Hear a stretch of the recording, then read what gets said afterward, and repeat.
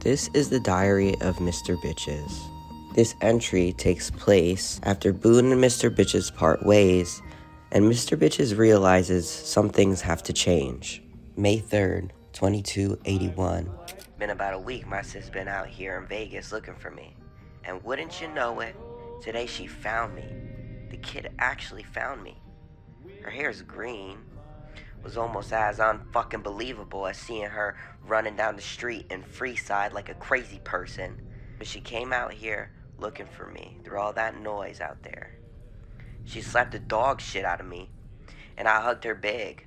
We went back to the Wrangler and talked for hours. We just talked. We laughed, and man did we cry. I mean, mostly me, like usual. She told me Ma's missing me half to death, that she's getting harassed by Joselito. Still, after all these months, I wish they'd let it go, or leave Ma out of it. Hermanita suggests Ma moves out here, and I ain't opposed to it. Mojave has some dark places, deep in all that desert, but between the NCR and towns like Good Springs, where the folks is good-natured, I don't know. Maybe it's a good option before Ma gets older. Cheech even said my pops was upset I left and ain't tell him at least. I was a little sad to hear that, but a little surprised to see he still be thinking about me, even though he's got a new family of his own to watch over and keep busy. Still, while I was hoping I'd slip through the cracks like usual, it looks like I ain't, but I don't want to unpack all that guilt and baggage right now. At some point, while me and Cheech was talking, I brought up Hoover Dam, the talks of the full-on war, and the damn mess I've been causing lately. Y mira ¿sabes qué ella dices? Homegirl talking about she wanna fight in the damn war side by side like we just pork and fucking beans. But Lord, my Lord in heaven, she don't know what she's talking about. So I finessed her, and I'm leaving her with the folks at Good Springs while all this blows over. I told Sonny to keep a close eye on her in the meantime. And man, you should have seen the look on Sonny's face when I walked through that door to the saloon. We was both beaming hard as hell. That pretty smile of hers. I ain't gonna lie, I missed her bad. All that memories came flooding back to me of those times, the few weeks I spent here after getting shot in the head. Binge drinking every night and all day long, bugging out, and only having a half a face to work with before I got the surgery. And the way I spent most of the waking hours with Sunny Girl, shooting geckos, drinking her under the table, them late nights where we'd talk for hours as I told her about my walks of life, those pretty eyes looking into mine. Shocked my hornball ass ain't never made no moves on her.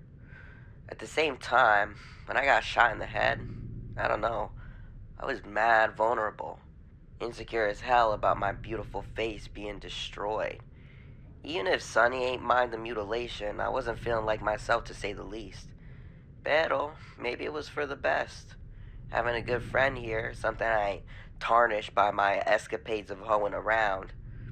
After all, if I'd stuck around Good Springs passing time with Sonny, maybe I never would have ran into Craig. It's been a little over 2 weeks since me and him parted ways. Every day I think of him, pray for him, for us, for me, for strength. That first night without him was a mess. I was drunk as all hell on my hands and knees, telling the Lord I hated myself, saying I didn't know if I could do it no more. Sobbing, banging on the floor, pacing back and forth, the gun on my bed. Of all people, little Francine Garrett came knocking on the door, checking to make sure I wasn't hanging out the window. I told her everything, for some reason. She just sat and listened, told me these things happen, and that I'm a good kid since knowing her. Said that if me and Craig's meant to be friends or anything else, we'd make it out of this. I was shamefully getting plastered that night, but after this mess, I knew I couldn't keep this up. Francine told me I could get help for the drinking. So I went to the followers, begging Arcade and Julie to save me from myself. Told them about all the shit with Craig, Manolo, and the others. Arcade asked me shit, and I told him about it all. We even went back to childhood, being a teen, and all the other horrors. He said that as a friend and doctor, he wanted to help me understand the why of my abusing drugs in the bottle.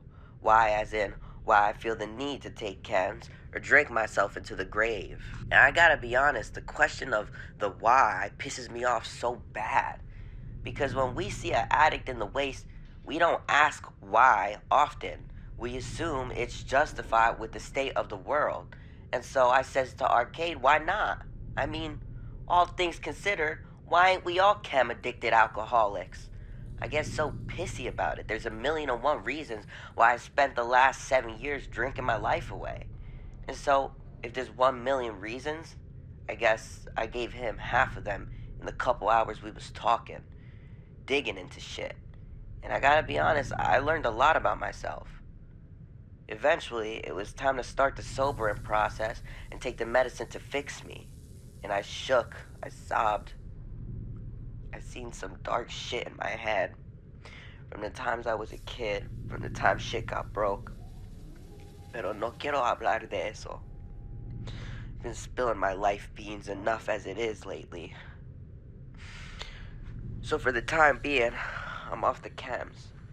It was a brutal process, spending a night in that dirty-ass tent, fucking astral projecting, while Arcade and the followers was in and out, helping me however they could, whenever they could.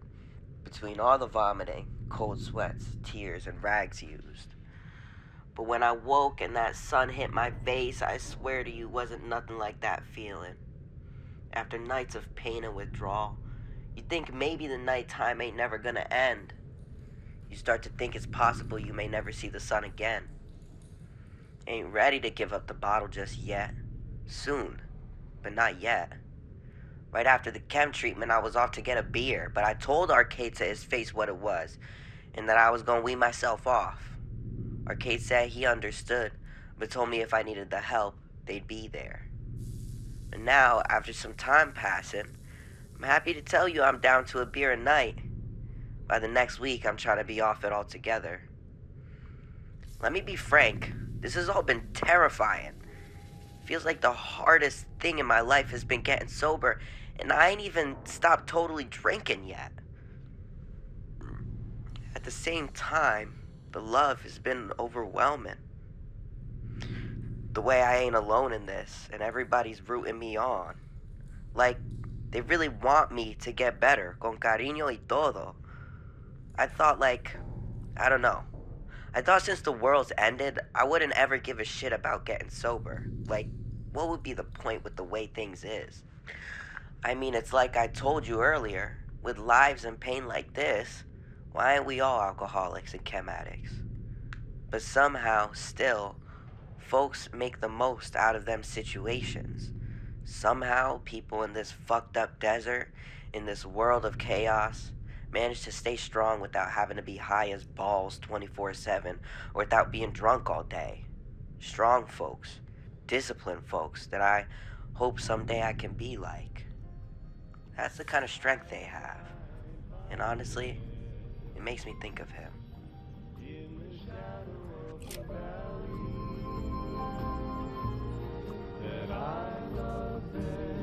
Hey, thanks for listening. Make sure you check out the description if you want to check out the comics that correlate to these diary entries or the entire story as a whole. Make sure you like, subscribe, and I'll see you in the next one.